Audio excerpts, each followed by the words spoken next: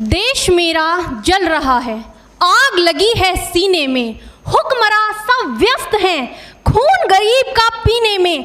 तो राम मंदिर या बाबरी का पक्ष नहीं मैं लाई हूं, घायल भारत चीख रहा है, चीख सुनाने दर्द हद से तब गुजरने लगता है जब मेरी आंखों के सामने ताज, पुलवामा, छत्तीसगढ़ में शहीद हुए जवानों के शत विशत अधजले शरीर के टुकड़े, रेत के टीलों से ऊपर जाती लाशों के ढेर और कश्मीर की खून से सनी लाल रंग की सड़कों के दृश्य सामने आते हैं।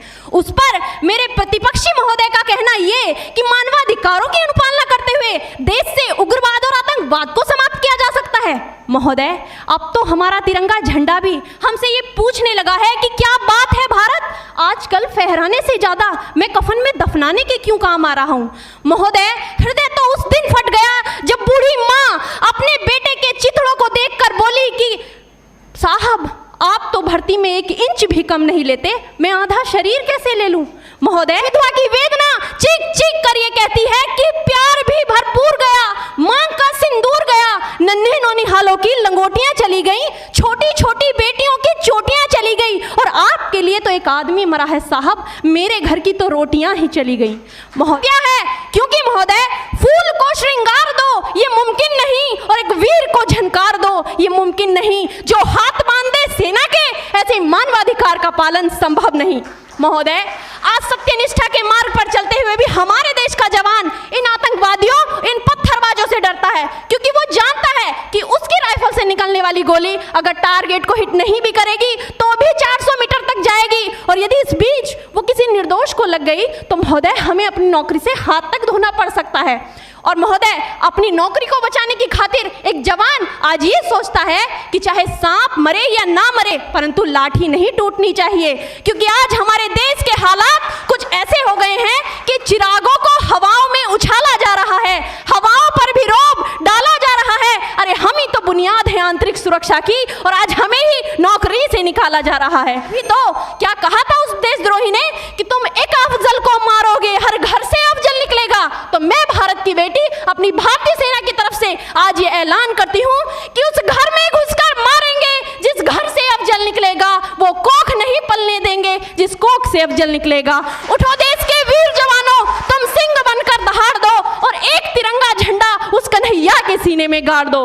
महोदय, अंत में अपनी वाणी को विराम की ओर ले जाते हुए मैं सिर्फ इतना ही कहना चाहूंगी कि नाम की दुहाइयां देने वालों, सीमा पर लड़ा नहीं जाता चरखों से शोलों के आगे, रामायण पढ़ी नहीं जाती सीमा पर गोलों के आगे। धरती के घोर कुहासे को एक सूरज ही हर सकता है क्योंकि एटम बम से रक्षा केवल एटम बम ही कर सकता है। जय हिंद, जय भारत।